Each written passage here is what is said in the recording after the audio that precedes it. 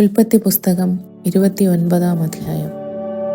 പിന്നെ യാക്കോബ് പ്രയാണം ചെയ്ത് കിഴക്കരുടെ ദേശത്തെത്തി. അവൻ വെളിമ്പ്രദേശത്ത് ഒരു കിണറ് കണ്ടു.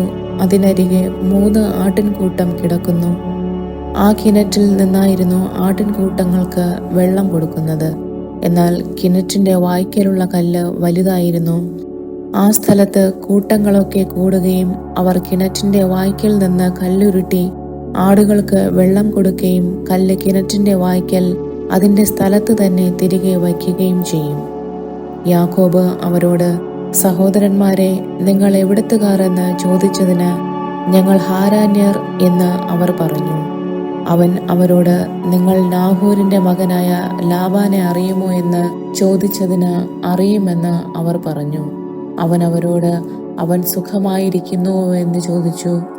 സുഖം തന്നെ, അവന്റെ മകൾ റാഹേൽ അതാ ആടുകളോടുകൂടെ വരുന്നു എന്ന് അവർ അവനോട് പറഞ്ഞു. പകൽ ഇനിയും വളരെ ഉണ്ടല്ലോ, കൂട്ടം ഒന്നിച്ചു കൂടുന്ന നേരമായിട്ടില്ല. ആടുകൾക്ക് വെള്ളം കൊടുത്തുകൊണ്ട് പോയി തീറ്റുവിനെന്ന് അവൻ പറഞ്ഞതിന് അവർ, കൂട്ടങ്ങളൊക്കെയും കൂടുവോളം ഞങ്ങൾക്ക് വയ്യ. അവർ കിണറ്റിന്റെ വായ്ക്കൽ നിന്ന് കല്ലുരുട്ടും, പിന്നെ ഞങ്ങൾ ആടുകൾക്ക് വെള്ളം കൊടുക്കും എന്ന് പറഞ്ഞു. അവൻ അവരോട് സംസാരിച്ചു കൊണ്ടിരിക്കുമ്പോൾ തന്നെ റാഹേൽ തൻ്റെ അപ്പൻ്റെ ആടുകളോട് വന്നു. അവളായിരുന്നു അവയെ മേയിച്ചു വന്നത്. തൻ്റെ അമ്മയുടെ സഹോദരനായ ലാബാന്റെ മകൾ റാഹേലിനെയും അമ്മയുടെ സഹോദരനായ ലാബാന്റെ ആടുകളെയും കണ്ടപ്പോൾ യാക്കോബ് അടുത്ത് ചെന്ന് കിണറ്റിന്റെ വായ്ക്കൽ നിന്ന് കല്ലുരുട്ടി അമ്മയുടെ സഹോദരനായ ലാബാന്റെ ആടുകൾക്ക് വെള്ളം കൊടുത്തു. യാക്കോബ് റാഹേലിനെ ചുംബിച്ചു പൊട്ടിക്കരഞ്ഞു. താൻ അവളുടെ അപ്പന്റെ സഹോദരനെന്നും റിബക്കായുടെ മകനെന്നും യാക്കോബ് റാഹേലിനോട് പറഞ്ഞു. അവൾ ഓടിച്ചെന്ന് തൻ്റെ അപ്പനെ അറിയിച്ചു. ലാബാൻ തൻ്റെ സഹോദരിയുടെ മകനായ യാക്കോബിന്റെ വസ്തുത കേട്ടപ്പോൾ അവൻ എതിരേൽപ്പാൻ ഓടിച്ചെന്ന് അവനെ ആലിംഗനം ചെയ്ത് ചുംബിച്ച് വീട്ടിൽ കൂട്ടിക്കൊണ്ടുപോയി. അവൻ ലാബാനോട് വിവരമൊക്കെയും പറഞ്ഞു. ലാബാൻ അവനോട്, നീ എൻ്റെ അസ്ഥിയും മാംസവും തന്നെ എന്ന് പറഞ്ഞു. അവൻ 1 മാസക്കാലം അവന്റെ അടുക്കൽ പാർത്തു. പിന്നെ ലാബാൻ യാക്കോബിനോട്, നീ എൻ്റെ സഹോദരനാകൊണ്ട് വെറുതെ എന്നെ സേവിക്കണമോ? നിനക്ക് എന്ത് പ്രതിഫലം വേണം എന്നോട് പറക എന്ന് പറഞ്ഞു.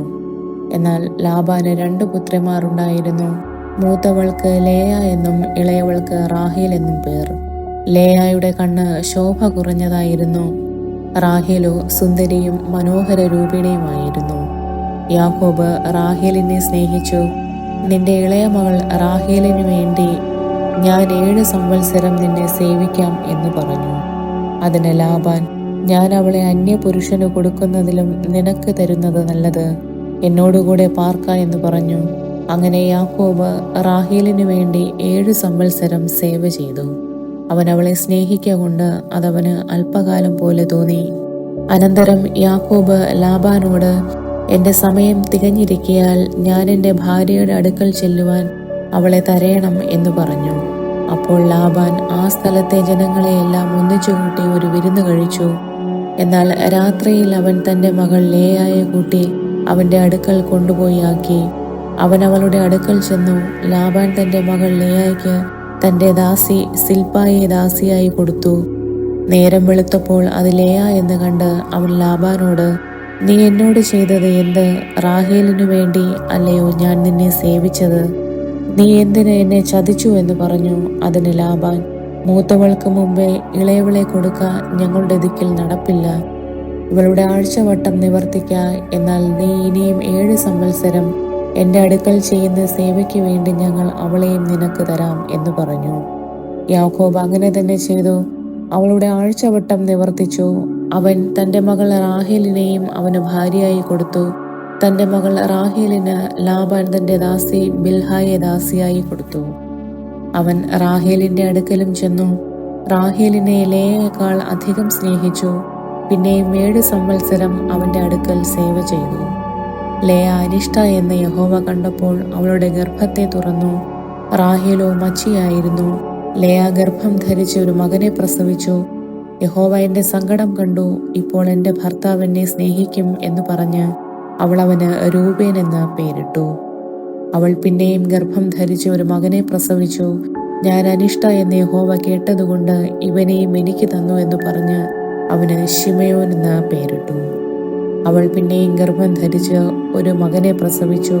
ഇപ്പോൾ ഈ സമയം എൻ്റെ ഭർത്താവിനോട് പറ്റിച്ചേരും, ഞാൻ അവന് 3 പുത്രന്മാരെ പ്രസവിച്ചുവല്ലോ എന്ന് പറഞ്ഞു. അതുകൊണ്ട് അവൾ അവന് ലേവി എന്ന് പേരിട്ടു. അവൾ പിന്നെയും ഗർഭം ധരിച്ച് ഒരു മകനെ പ്രസവിച്ചു. ഇപ്പോൾ ഞാൻ യഹോവയെ സ്തുതിക്കുമെന്ന് അവൾ പറഞ്ഞു. അതുകൊണ്ട് അവൾ അവന് യഹൂദ എന്ന് പേരിട്ടു. പിന്നെ അവൾക്ക് പ്രസവം നിന്നു. ആമേൻ.